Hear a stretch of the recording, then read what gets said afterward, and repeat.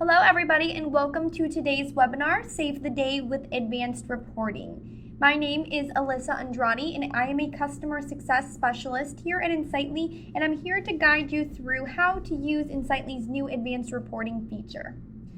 Just to give you a little bit of background information, we will be covering a lot today, from an overview to more in-depth analysis of advanced reporting. So please stay tuned and feel free to add any questions inside of the question section of the GoToWebinar control panel along the way, and we will have a Q&A session at the end.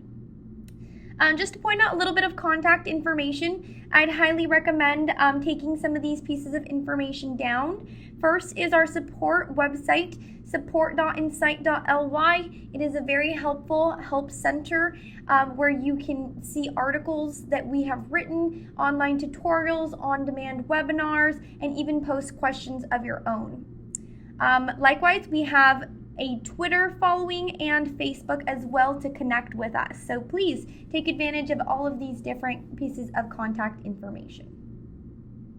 All right, so here's a little bit of an agenda.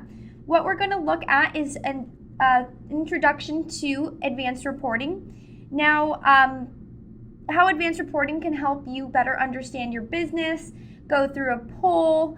I will show you the quick demo and go through some use cases, as well as go through a recap of what we did today, show you additional resources that are available to you, and then end it with some Q&A. So again, everybody should see a question section of your GoToWebinar control panel. Please go ahead and add questions along the presentation. All right, so first we want to talk about the main specifics of why you would even need to use advanced reporting. What it's basically going to do for you is help you to better understand your business, whether that's particular action items that you need to take with our sort of task reporting, or if it's going to allow you to stay on top of your sales at any given period of time. Advanced reporting really is there to save you time as you navigate through specific information that you've been capturing and documenting inside of the system. So you can see here everything from staying on top of your business to easily glance at information and review. All right, so this is a little piece of homework I like to start off with. I want you to take a minute and think about the different reports that your organization actually cares about. So that could be everything from sales reports, if you guys are more sales oriented, or the team that's using Insightly is. Maybe you guys are using it more for the project management focus and there's specific deadlines and reports that you'd like to create around that. Or maybe you're looking to understand the metrics of your business or how you can keep everybody accountable. Take a moment to go ahead and jot down some ideas, and I think this will help you to interpret how advanced reporting can help you going forward as well. All right, so now let's go ahead and get into the demo. One moment while I go ahead and change my screen. All right, so I just jumped back onto the actual Insightly web app, and what I'm going to do is go down over here into reports. So reports is going to be the place in which we're going to access advanced reporting together, simply by navigating over here to the advanced reporting button here at the top. So what advanced reporting is going to do for you is allow you to customize the type of reports you're looking to build based on the data that you actually want to see. So we now give you a lot more flexibility in running the types of reports that are meaningful for your business.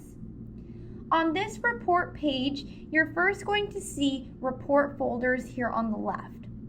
The first three folders here in orange are actually relating to folders that will house the reports that you create in the future. My personal reports is going to allow you to create new reports and share them with solely yourself. The shared reports folder is going to be shareable and viewable to anybody else in your system. And all reports is going to be a place where any report that somebody builds and shares will also be present. So the All Reports tab or folder here is mainly viewable by admins who want to see every single report regardless of permissions. Now, as we get to the folders that are in gray here, these are all report folders that house templates that we've pre-created for you to jumpstart the creation process of different reports. So you're going to see everything from a task report folder, contacts, organizations, leads and opportunities, projects, and other. The other report folder actually houses event reports, file reports, note reports, and a system-wide user activity report. So just to let you know, wherever you see activity report inside of one of these template folders, activity reports actually allow you to run a report based on emails, tasks, or events associated with that with that record type. So in this case, this report will allow me to see emails, tasks, and events associated with opportunities. If I go into contact activity report, it's going to be emails, tasks, and events associated with contacts. So we'll get a little bit deeper into that in just a bit. Now, if I go down to the very bottom, there's a couple other orange folders.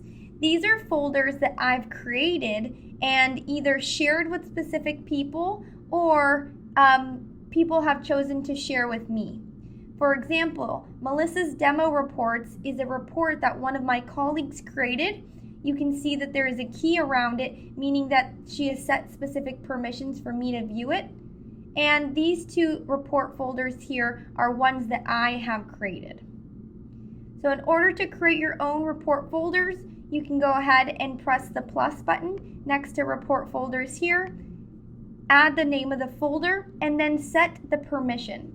So whether you'd like everybody to have access to it, only yourself as the record creator, or any admins, of course, since admins have view all access, a particular team of people, so you can choose any team that was previously created, or if you want to select specific individuals. Whatever you choose, you can go ahead and set up the sharing permissions. That means that whenever you save a report going forward, you're going to have that new folder as one of the options. Awesome. All right, so let's go ahead and jump into one of these templates to see how they are built. So what I'm going to do is actually take an opportunity report, which mainly focuses on my sales. So once I go into my particular opportunity report here, I'm now going to be able to see a list of different fields that make up this template. If for any reason I don't want to use one of these fields, such as bid currency, on my report, I can simply hover over the field name and press the X, and that will remove that particular field from the page. Now, in order to add fields onto your opportunity report, go ahead and locate the fields over here on the left-hand side, and then you're going to click on it and drag and drop it over to the right-hand side of the screen. Immediately upon dropping that field, it's going to appear on the very far right-hand side as a new column. So I can also do maybe the pipeline stage, pipeline category, or the date that this opportunity was created. And now once you create a opportunity or a report here, you can go ahead and pull the fields around to organize them in a better fashion. So I like to put date created here in the front, followed by the opportunity name, and then I like to put state or status next to it so that I can easily just relate the two to each other. Now, to go into more detail here, what you could do is actually press on the add a filter at the top, and this is going to give you the flexibility to narrow down your results. So what I could do here potentially is go to date created, choose the operator as equal to, and then if I wanted to see every report that was created last month, I would easily be able to press on this information icon, select one of these relative date filters, such as last month, and click add. Now, this column that says date created created now reflects only opportunities that were actually created in the month of March. You can add up to 8 different filters here. So I can get even more granular and add an additional filter. Maybe I want to see the category, and I want to see category that's equal to SMB. So I'm going to go ahead and narrow down my results there. And now you can see that there's only 2 results being returned. All right, perfect. Additionally, I'm going to remove one of these filters just so I have a little bit more data to play with. But by clicking on the name of a field, it will actually sort that field based on sequential order if it's a date field, numeric order if it's a numeric field such as opportunity value, or alphabetical order if it's a text field. So I just simply click on the name of the field, and now you can see everything is sorting based on alphabetical order. Another great tip here is the ability to group records. What that means is you can actually choose a field that's on your screen and drag and drop it over here where it says group records by dragging and dropping a column header here. So when I let go, I can now see all opportunities that I here am responsible for, and it gives me a running total. If I go ahead and collapse this list, I now see my colleague Antoinette and the total opportunities that she has as well. So I can keep doing that to see everybody else's opportunities, and this just gives us an easy way to sort this information. If I wanted to, I could even take an additional field such as state or status, bring it next to user responsible, and now that's going to get even more granular and total the number of opportunities that are actually have this particular state or status applied to them. So it looks like I have 1 lost opportunity, 10 open, 22 won, and then Antoinette has the following as well. So you'll definitely use this sort of feature if you're the type of person that wants to organize data in a more manageable function, as this clearly displays here. Now, another great feature of advanced reporting is the ability to use what we call filter logic. Filter logic is mainly used when you have 3 or more filters built out on your screen. So I want to go ahead and add a particular, let's go down here, add another filter, maybe by tag list. And what I'm going to do is actually bring over the tag list as a field here. There we go. And I want to filter for all opportunities labeled VIP. Just to let you know, with regular filters, if I apply date created equals to last March, and also add another filter, with the key being that I'm adding the and here, what results are going to return are opportunities that have both of these criteria as true. So that means only opportunities that were created last month that also have the tag VIP are appearing here on my screen. You can see that this is a very small total, only about 6 or 7 records here on the screen. If instead I edit this filter, add it or, you're going to see that the list is far greater because it's giving me everything that was created in last month, or all opportunities that have a tag of VIP on it. So you can see this particular opportunity list is quite extensive now. So what Boolean filters will do, which is what filter logic allows you to do, is add an additional filter. So I'm going to say, or the opportunity status is equal to open. And in order to group my records together, again, filter logic, I want to press this funnel icon right here. And when I hover over it, it actually says configure filter logic. So what this can do is I can actually choose to say, I want number 1 to be true, meaning I want it to be last month created, and I want number 2 to be true. So every record that's going to be displayed will not only have opportunities that were created last month, but also the opportunities that were created last month have to have the tag of VIP. And the remaining records on the report are going to be those that are open. So you need to put the parentheses around the filters that you want to apply together, and then leave the one that can stand alone at the end with no parentheses. So by clicking OK, this report should show me all opportunities that were created last month with the VIP tag, and any opportunity, regardless of when it was created or what tag it has, but based on the fact that it is open. So you could see that there are a couple that were, here's all of the VIP tags. There's a couple that were just open, and then there's going to be some that are only on this list based on the date they were created. So that's a little bit about filter logic. What I'd recommend is that there's actually a link at the top of your reporting screen. Once you click on this link, there's tons of different resources about advanced reporting, and what you could do is actually click on one that says use filter logic for advanced reporting, and it'll give you another overview with different examples.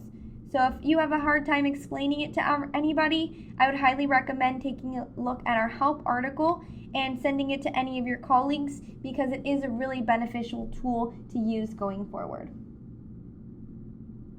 All right. Now, of course, if you're going to go ahead and take the time to set up reports, you're definitely going to want to make sure you save them. So you can easily press this save button here, add in the name of the report. So I'm just going to say Alyssa's op report.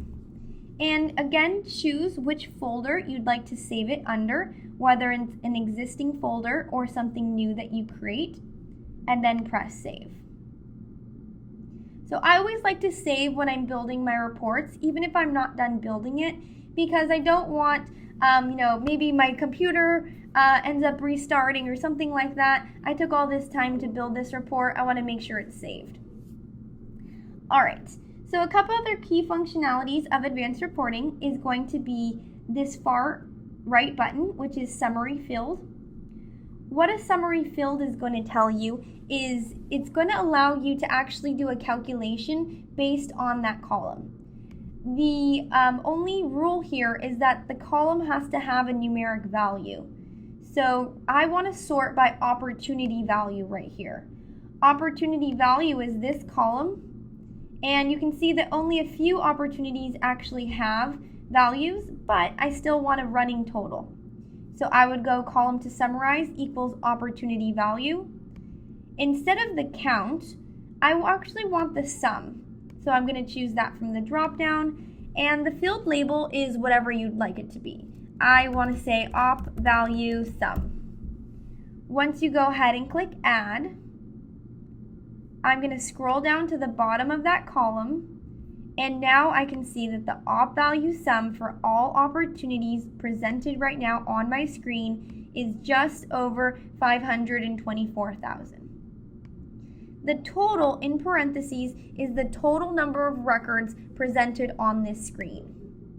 It's really important to note that this preview page here will only show up to 200 records. So if I actually go ahead and press Run Report, you can see that there's 260 records, and this page is going to give us the full list, or up to 2,000 records.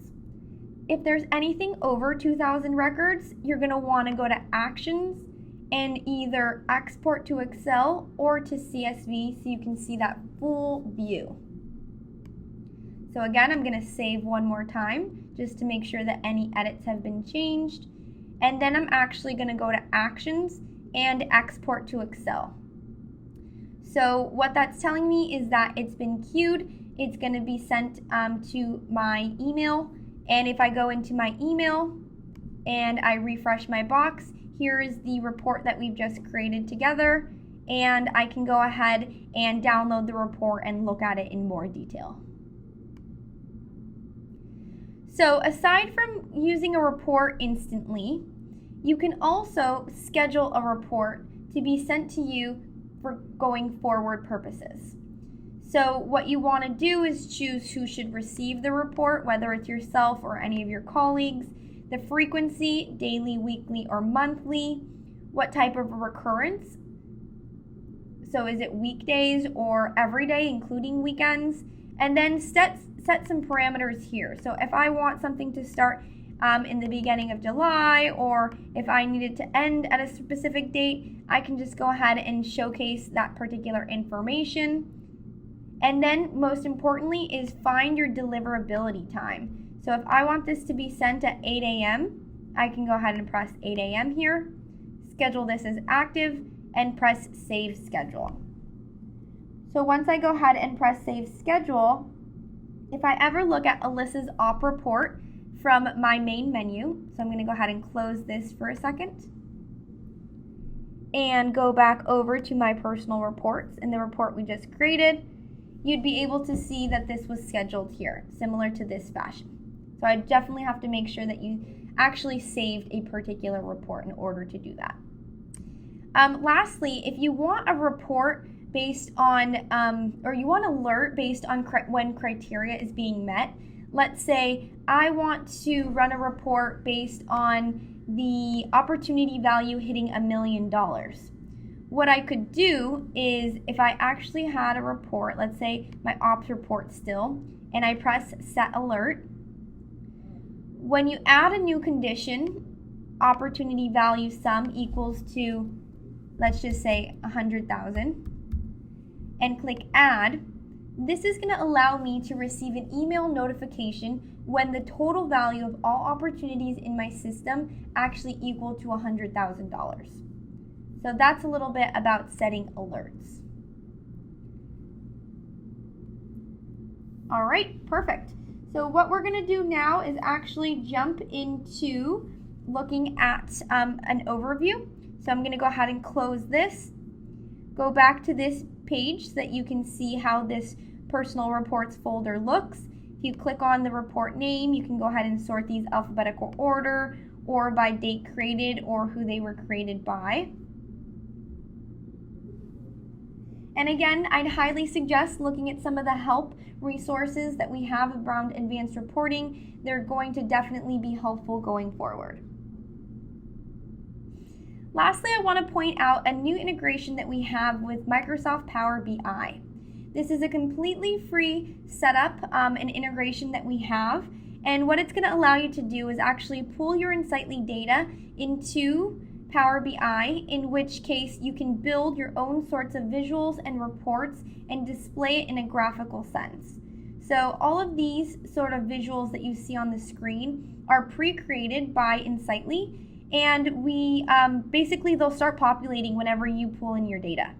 If you wanted to build your own, you would go ahead and go under this reporting feature to Insightly, and what this is going to do for you is actually give you different tabs in which you can look at reports that we've also pre-created for you or build reports of your own. So what we suggest is there's actually a lot of information about Power BI available online. They have some great resources on getting started as well. So I'd definitely recommend checking them out if you want to use this resource going forward. What I can also point out is if I do just a quick search for Power BI right here, connecting Power BI to Insightly from the Help Center, you can see exactly the very, very simple and straightforward steps to get your Microsoft Power BI account integrated with Insightly. All right, so let's jump back over to the PowerPoint for just a moment. All right, so here's a quick recap about advanced reporting and how it can definitely be beneficial for your business. With advanced reporting, you can easily gather information in one central location and make some better decisions based on the insights that you're actually able to run reports off of. You can group records together so that you can easily filter down specific information, and our drag and drop capability is going to make things as seamless as possible to get started with the creation of your reports. Hopefully, by doing things like scheduling reports or setting alerts, you can stay on top of your business by monitoring key factors and business metrics. And also, hopefully, advanced reporting allows you at any given point in time to get a glimpse into how your business is doing. Here again is the information on our new Power BI integration. I will be sending out a recap email to everybody who attended this webinar with more supporting documentation. So everybody, if you want to take down this link now, you definitely can, or it will be sent to you. All right, and here's again the link to our online community and help articles. It's available at support.insight.ly. Here's a couple upcoming webinars I'd highly suggest taking advantage of. Everything from how to manage your contacts and emails, how Insightly uses Insightly, how to take it Insightly on the go with a mobile webinar, and if you're just getting started with Insightly, how to spread the love, so how to successfully roll Insightly out to your team.